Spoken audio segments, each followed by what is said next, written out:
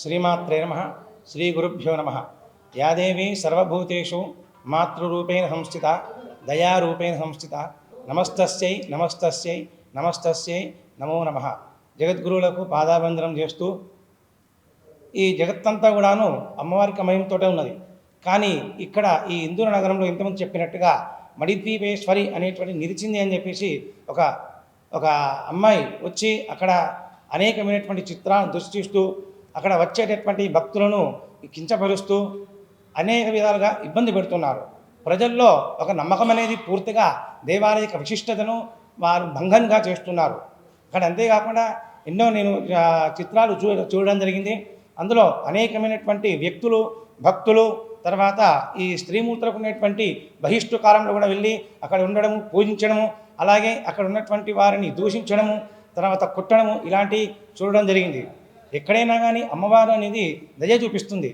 ఏదైనా పూజ చేయాలన్నా యజ్ఞం చేయాలన్నా మనకు కావాల్సింది అక్కడ కావాల్సిన పూజా సామాగ్రి తీసుకొని అమ్మవారిని సమర్పణ చేయడం ఫల పుష్పాలను సమర్పణ చేయడమే ఉంటుంది. కానీ ఇన్ని వేల డబ్బులు తీసుకొని అమ్మవారి పూజ చేస్తే మీకు ఇది జరుగుతుంది, పండితులు వచ్చి చేస్తారు అని చెప్పడం అనేది చాలా క్లిష్టకరమైనటువంటిది.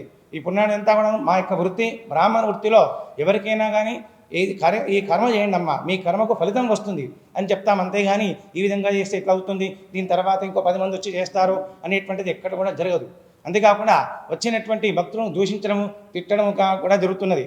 కానీ అమ్మవారి అనేది సర్వత్రా వ్యాపించున్నది. ఆ అమ్మ అక్కడ ఏ విధంగా వచ్చి ప్రతిష్ట ఉన్నది.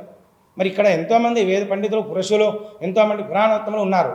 మరి ఎక్కడ లేనిది ఆ అమ్మకు ఎట్లా స్వప్నంలో వచ్చింది?